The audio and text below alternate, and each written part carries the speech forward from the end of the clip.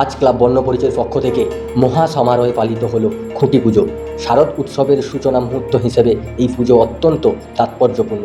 উপস্থিত ছিলেন ক্লাবের সভাপতি সহ সম্পাদক ও অন্যান্য সদস্যবৃন্দরা। স্থানীয় বাসিন্দাদের ভিড়ে অনুষ্ঠান প্রাঙ্গণ মুখরিত হয়ে ওঠে।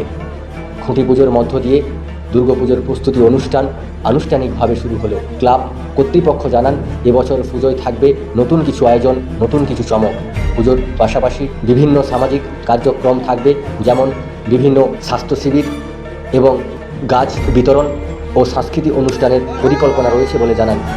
আরও সভাপতি জানান, খুঁটি পুজো আমাদের কাছে শুধু দুর্গাপুজোর সূচনা নয়, এটি আমাদের ঐক্য ও ভ্রাতৃত্বের প্রতীক। স্থানীয় মানুষ ক্লাবে এই উদ্যোগ উচ্ছ্বাস প্রকাশ করেছেন।